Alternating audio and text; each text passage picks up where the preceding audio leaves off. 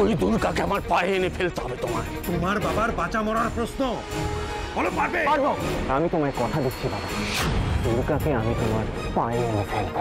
আমি অনেকে কখনো এইভাবে কথা বলতে শুনি। আমি বুঝতে পারছি না ওর বাবাকে এই কথাগুলো কেন বলতে গেল। আপনি ব্যস্ত আছেন? কেন বলতো? একবার আমার সাথে দেখা করতে পারবেন? কি বলতে চাও? আজ এই পবিত্র গঙ্গার জলে ডুব দিয়ে দুর্গা চক্রবর্তীর সাথে আমি আমার চাওয়া পাওয়া স্বপ্ন সবকিছু বিসর্জন দিলাম।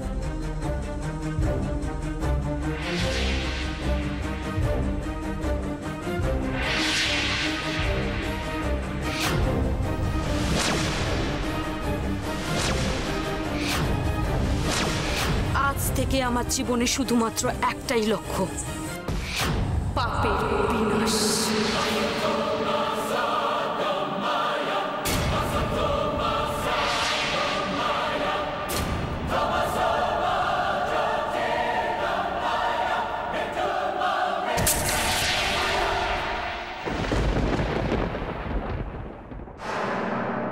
কি ব্যাপার, তুমি চলে যাচ্ছিলে নাকি? আমার তো দেরি হয়নি। না, এতক্ষণ এক জায়গায় ছিলাম, তাই ভাবলাম একটু এগিয়ে দেখি। কিন্তু আমি যদি অন্য জায়গা দিয়ে আসতাম? আমি তো জানি আমাকে কোন দিকে যেতে হবে। কি ব্যাপার বলো তো দুর্গা, আমি বুঝতে পারছি না। ফোনেও তোমাকে অন্যরকম শোনাচ্ছিল, এখন তুমি কিরকম যেন কথা বলছো। কি হয়েছেটা কি দুর্গা?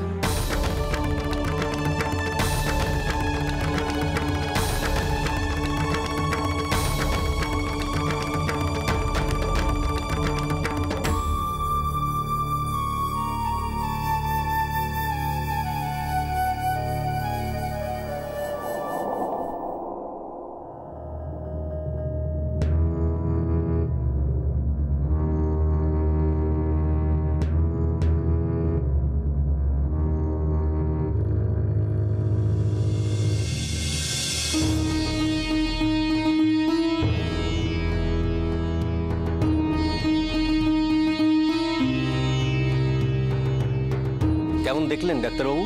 সিরিয়াস কিছু কি? ওনার আগে তো কখনো এরকম হয়নি, হঠাৎ করে। আগে ওর জ্ঞানটা ফেরান, তারপর কথা বলবেন। করুন। শক থেকে হয়েছে মনে হচ্ছে ব্যাপারটা। ডাক্তারবাবু, সেরকম চিন্তার কিছু হলে ওনাকে হাসপাতালে... না, সেরকম বিশেষ কিছু মনে হচ্ছে না, তবু একবার দেখি চেষ্টা করে।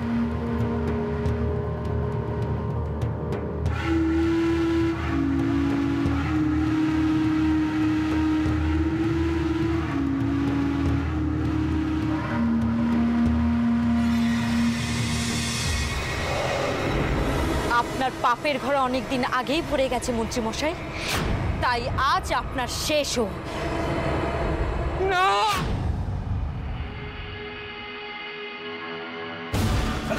শেষ করে ফেলবো। I will kill you.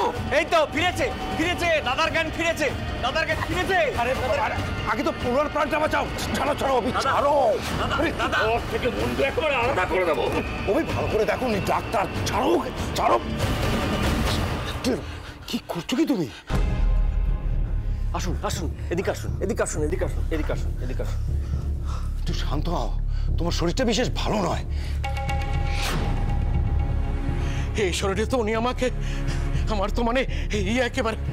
আমি দুঃখিত, বুঝতেই তো পারছেন ওর শরীরটা বিশেষ, তো ধরুন এটা। মানসিক আঘাতটা মারাত্মক, BP high, pulse rate fast. আপনার গলায় হেসো ধরলে আপনার কি হতো? আমি অভিরূপ মুখার্জি বলে ওই পালস আর বিপির ওপর দিয়ে গেছে, আপনার তো প্যান্ট হলদে হয়ে যেত। শান্ত হও না, এত উত্তেজনা তোমার পক্ষে এখন ভালো না। ওনার এখন দরকার কমপ্লিট রেস্ট, সম্পূর্ণ বিশ্রাম। হ্যাঁ, আমি এখন শুয়ে থাকি আর আমার ব্যবসা বাণিজ্য দোকানপাট সব লাটে উঠুক। দাদা, কেন চিন্তা করছো বলো তো? আমরা তো সবাই আছি নাকি? তোমরা থাকা না থাকা সমান,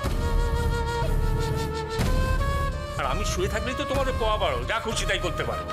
তুমি কেন এরকম ভাবছো বলো তো? সবাই তোমার ভালো চায়। তুমি এদের উপর ভরসা করছো মন্দিরা? সব কটা অপগণ্ড, একটা ডাক্তার ধরে এনেছে, কোথায় আমাকে সুস্থ করে তুলবে, তারা বলছে শুয়ে থাকুন। এটাই এখন আপনার ওষুধ। ওষুধ আমার জানা আছে, দেখতে চান? ঠিক আছে, আপনি এবার চলুন, আসুন আসুন। এমনি করলে কিন্তু খুব চিন্তার আচ্ছা ব্যাপার। আচ্ছা, ঠিক আছে ঠিক আছে। খুব চিন্তার ব্যাপার হয়ে পড়তে পারে, কিন্তু মানসিক সমস্যা হতে পারে। আচ্ছা আসুন না, আমরা দেখি। চলুন চলুন চলুন চলুন।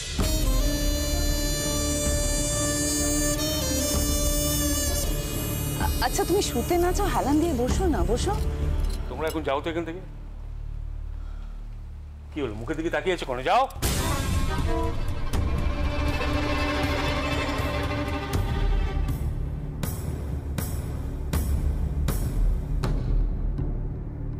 এই অপমান আমি জীবনে ভুলবো না দুর্গা। আজ আপনি আমার সামনে হাত জোর করে কাকুতি মিনতি করছেন। একদিন এভাবেই আপনাকে জনতার সামনে প্রাণ ভিক্ষে চাইতে হবে। বাঁচবেন না মরবেন, তার বিচার হবে জনতার আদালতে। হেরে গেছি যখন, তখনও এত গা জ্বালা করেনি। তোমাকে পায়ের তলায় পিষে যদি না মারি, তাহলে আমার নামও অভিরূপ নয়। তৈরি দেখো দুর্গা।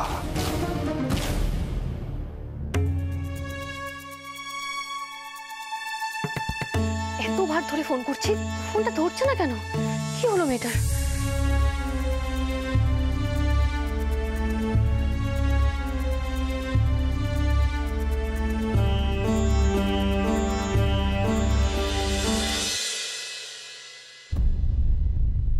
চারু,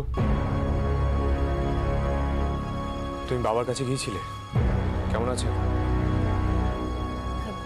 ডাক্তার দেখেছেন, লোকজনও আসছে, এখন ঠিক আছেন হয়তো। হয়তো মানে? তুমি নিজে গিয়ে একবারও? দুর্গার কোনো খবর পাওয়া গেছে?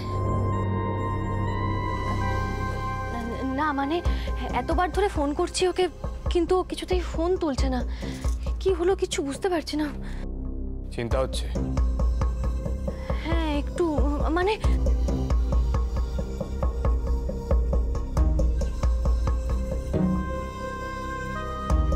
তোমার এত চিন্তা হওয়ার তো কথা না। ওকে, কে হয় তোমার?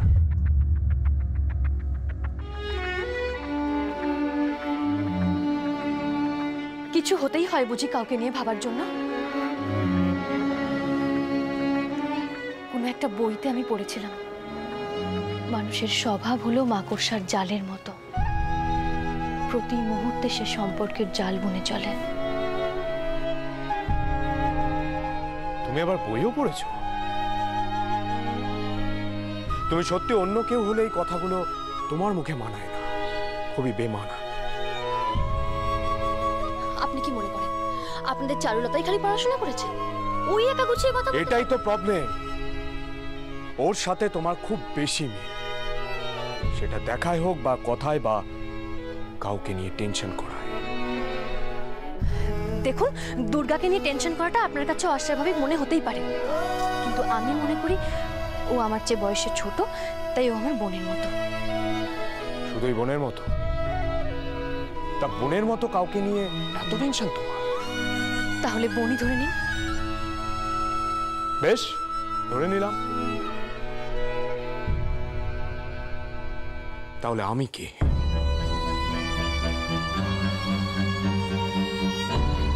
হাজবেন্ডের মতো বলে কিছু হয় কি?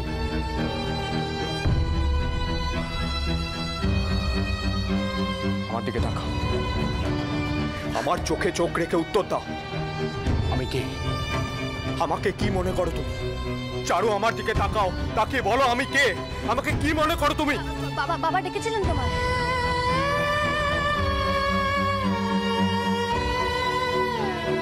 কেন? সেটা কি আমার জানার কথা নাকি?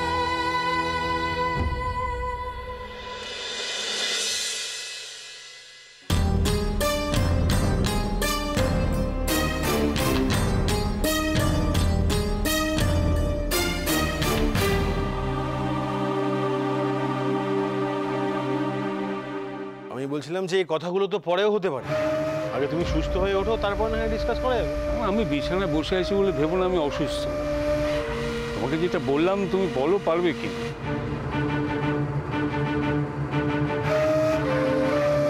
এখনই বলতে হবে? এত ভাবার কি আছে সুশীল? আচ্ছা বেশ, তবে আমি যেটা বলছি সেটা নিয়ে তুমি মাইন্ড করো না। দেখো, আমি তোমায় কথা দিয়েছিলাম যে অনন্তপুরের জমিতে আমি ইনভেস্ট করব। হ্যাঁ, আমি এখনো বলছি যে আমি আমার কথা রাখতে রাজি আছি। সরি, আমি কোনো রকম এনজিও ঝামেলায় জড়াতে পারবো।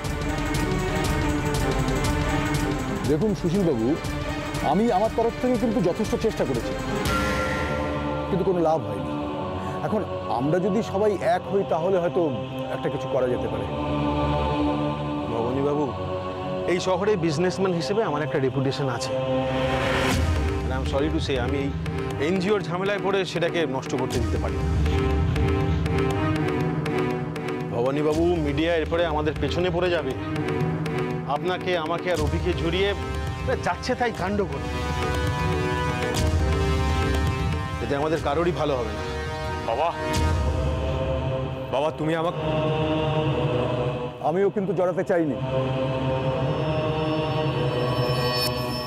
প্রথম থেকেই আমি এসবের মধ্যে একদম জড়াতে চাইনি, কিন্তু এটা এখন আমার প্রেস্টিজ ইস্যু হয়ে দাঁড়িয়েছে। ওদের সব কটাকে যদি আমি ওখান থেকে না তাড়াতে পারি তাহলে আমি কিছুতেই শান্তি পাবো না। না ভবানী বাবু, জমিটা আপনার, আপনি যে কোনো স্টেপ নিতে পারেন, কিন্তু প্লিজ এর মধ্যে আমি নিজেকে জড়াতে চাই না। ওই নারী নিকেতন তুলে দিয়ে ওই জমিতেই একটা শপিং মল হবে, আর সেটা আপনিই করবেন। লাভের অঙ্কটা একবার ভাবুন। সব সময় সব জায়গায় লাভের অঙ্কটা ভাবতে নেই ব্রজবাবু। কি মিহির, আমি ঠিক বললাম তো?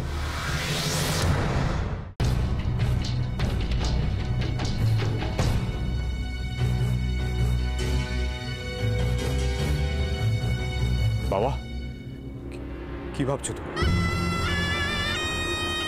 আচ্ছা অভি, আমি যা বললাম সেই জন্য কি তুমি অফেন্ডেড হয়েছো? প্লিজ একবার আমার দিকটা ভেবে দেখো, দেখবে আমি কিচ্ছু ভুল বলিনি। ওই নারী নিকেতন আমি সরাতে বলেছি কেন? কিসের জন্য? দুর্গাকে টাইট দেওয়ার জন্য, তাই তো? ও যা করেছে তার জন্য শাস্তি শুধু ও নয়, ওর সঙ্গী সাথীদেরও পেতে হবে। এরকম যদি কিছু করতেও না পারো তাহলে ওর কি শাস্তি হওয়া উচিত সেটা ভাবো।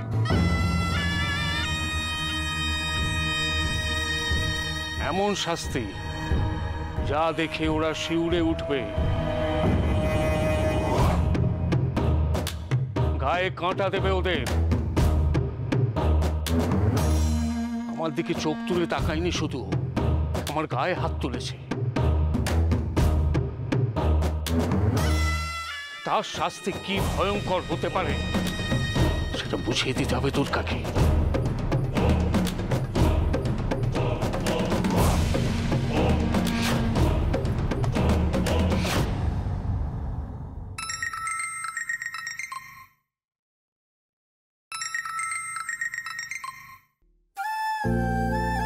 হ্যালো হ্যালো, কোথায় ছিলে তুমি?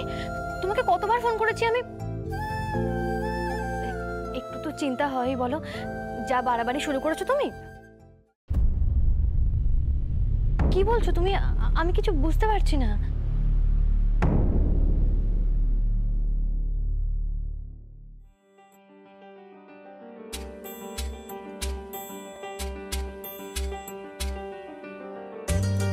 আচ্ছা ঠিক আছে, দেখা হবে, রাখছি এখন।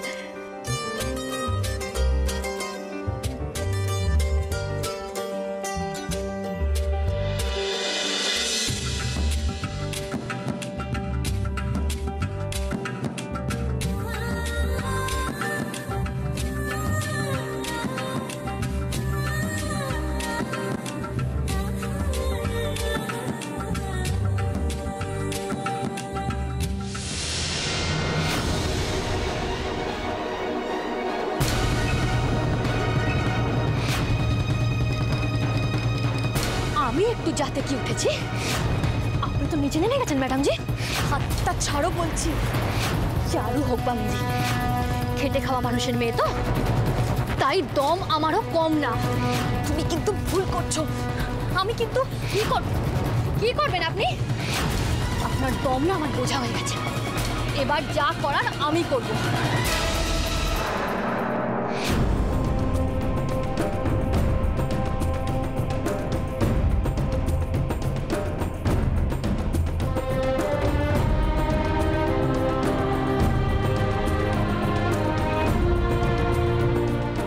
আমাকে আটকানোর ক্ষমতা কারণ নেই।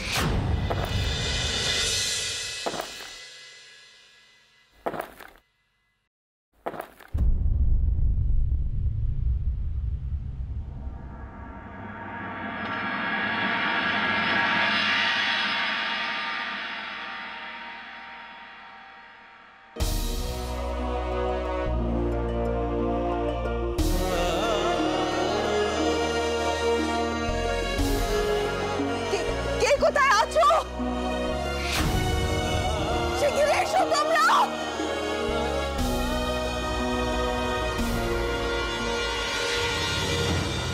শিগগিরই এসো, দেখো দেখো অনেক কি করেছে।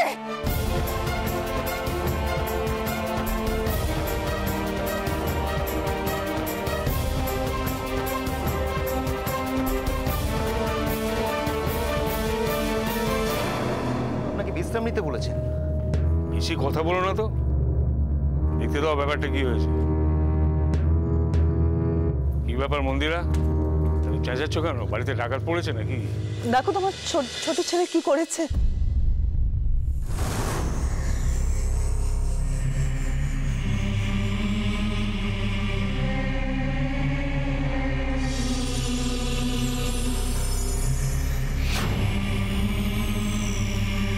অনি,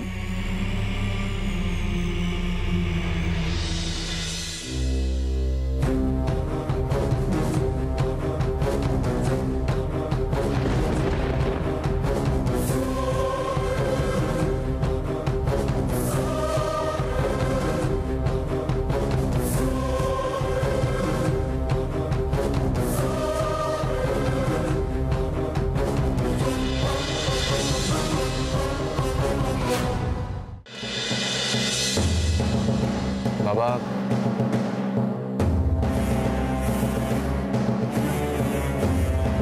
সব কি অনি? আজ তোমার কথা রাখলাম বাবা, এবার আর কোনো ভুল করি।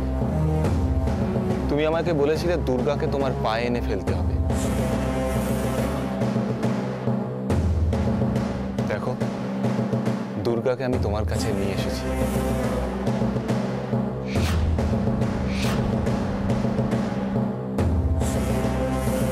এদিকে এসো দুর্গা।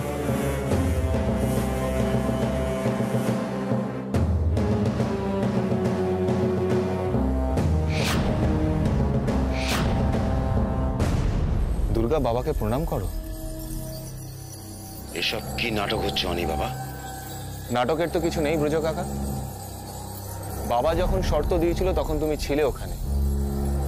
যা বলেছো সেটাই আমি করেছি, আর সেটার জন্য এর থেকে ভালো বুদ্ধি আর আমার মাথায় কিচ্ছু এলো না।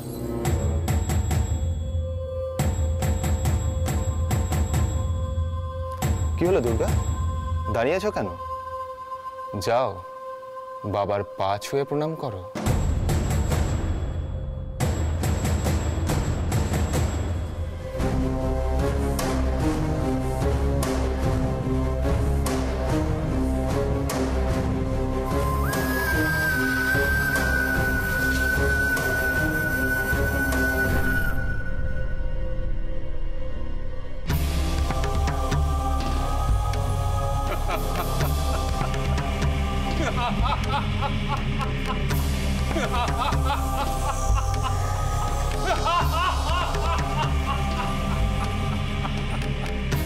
দুর্গতি নাশিনী দেবী দুর্গা, আসতে হলো তাহলে আমার কাছে।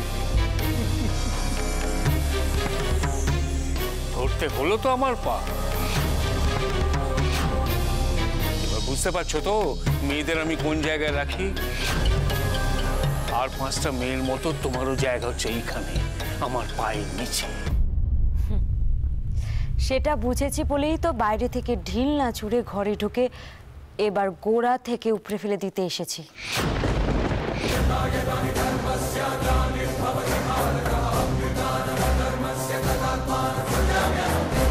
কি কি বললে তুমি? যেটা শুনেছেন আপনি ঠিক শুনেছেন। একদিন একটা সাধারণ মেয়ে আপনার বিরুদ্ধে ভোটে দাঁড়াবে বলেছিল, আর আজ বলছি আগামী নির্বাচনে শুধু মন্ত্রী নয়, মুখ্যমন্ত্রী হব আমি।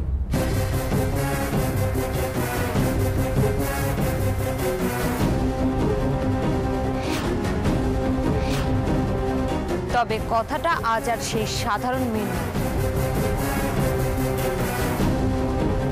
এটা এই সূর্য তরুণের ছোট বোন দুর্গার প্রতিজ্ঞা।